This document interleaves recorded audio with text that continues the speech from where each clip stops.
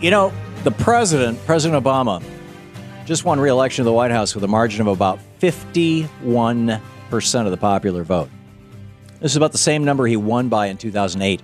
The last president to win both election and re-election by 51% or greater was Dwight D. Eisenhower in 1952 and 56.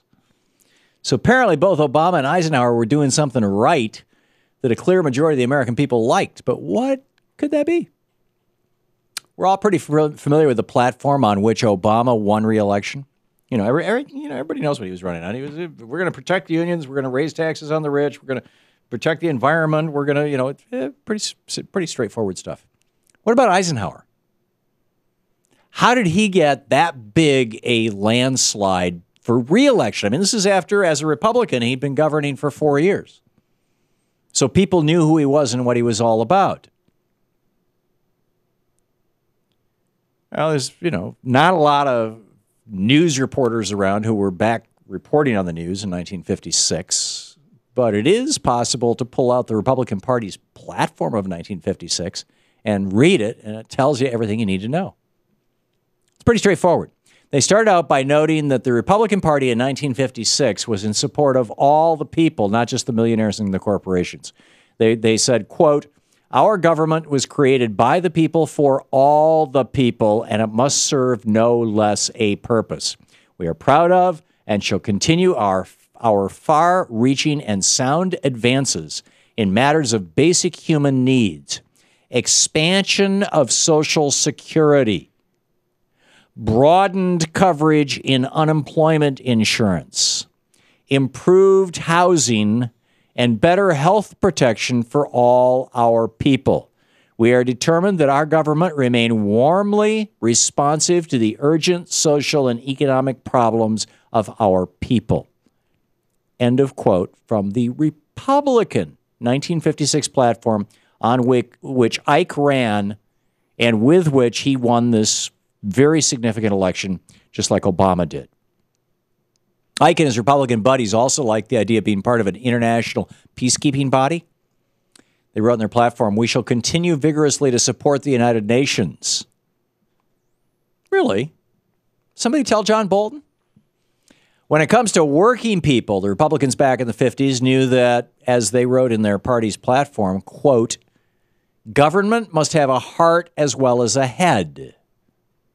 That meant, they said, support for working people. They wrote into the 1956 Republican Party platform, "Under the Republican administration, as our country has prospered, so have its people. This is as it should be, for as President Eisenhower said, quote within a quote, labor is the United States. The men and women who with their minds, their hearts, and hands create the wealth that is shared in this country, they are America." Isn't that, Republicans all over the country right now listening to this program, their heads must be exploding. What? The working people are who create the wealth? They're the job creators? What? They are America? What? I thought they were scum of the earth. They're just union leeches who are, yeah. Okay, here it continues. This from the Republican Party platform, 1956. You can look it up. It's online. "The record of performance of the Republican administration on behalf of our working men and women goes still further. The federal minimum wage has been raised for more than 2 million workers." What? Republicans bragging about raising the minimum wage? Get me some smelling salts. "Social Security." I'm quoting from their platform. "Social Security has been extended to an additional 10 million workers and the benefits raised for 6.5 million. What? You don't want to cut Social Security? You raise the benefits? The protection, again, back to reading from the Republican Party platform, 1956. Every Republican in the country ran on this platform, including and especially the President of the United States, Dwight Eisenhower. "The protection of unemployment insurance has been brought to 4 million additional workers." What? You expanded unemployment? Wait a minute. John Boehner, Eric Cantor, Mitch McConnell, they forced President Obama to cut long-term unemployment benefits from 99 weeks down to 74 weeks last year in exchange for raising the debt ceiling. I thought Republicans were supposed to be opposed to unemployment benefits. Well, not in 1956. Back when the Republicans used to win elections. The Republican Party in 1956 set out goals for the next 4 years in their party platform. They included, again, quoting from the party platform, word for word. 2, these are efforts 2, and these are kind of like bulleted points, right?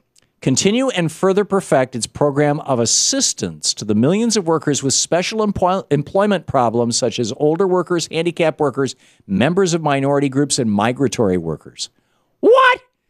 You want to help?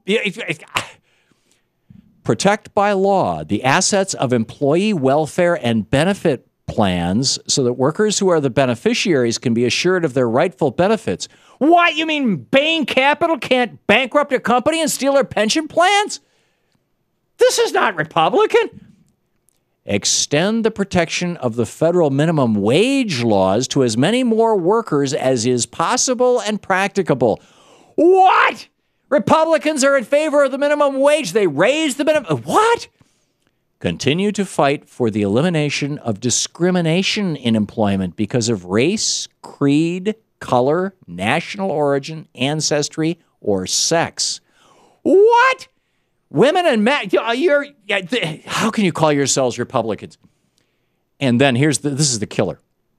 Republican Party Platform 1956, the protection of the right of workers to organize into unions and to bargain collectively is the firm and permanent policy of the Eisenhower administration.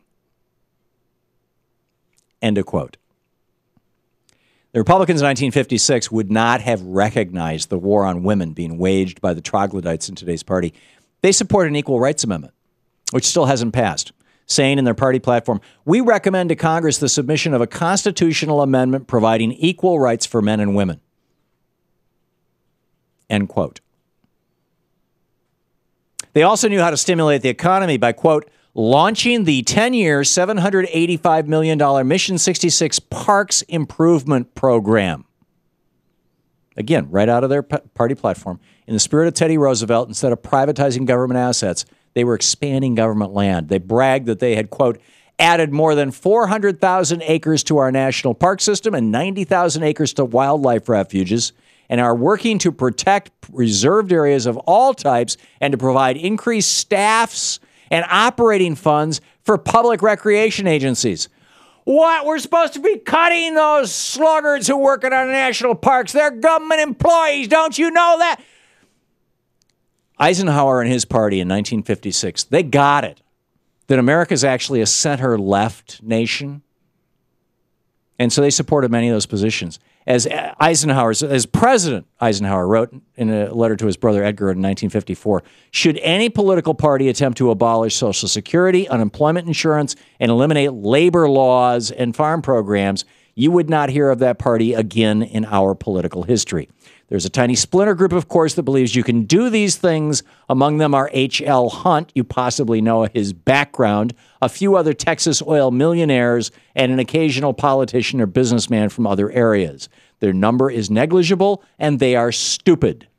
End of quote from Dwight Eisenhower's letter to his brother Edgar in 1954 when he was president of the United States. It looks like that negligible number of stupid people has taken over today's Republican Party, led by the Hunt brothers' successors, the Koch brothers. So the question for today is the Republican Party infighting spills over onto the national stage is whether they'll go back to the center-left positions of Eisenhower and start winning elections again, or if they'll double down on stupid to satisfy the Kochs, the Adelsons, the Murdochs, and the Limbaughs of their party. What do you think is going to happen? I'm betting they're going to double down on stupid, because that's where the money's coming from. The people funding them are what they're going to double down on. This is the Thom Hartmann Program. And the people funding them are making their money on Walmart workers getting food stamps and the oil industry being unregulated. It's stupid.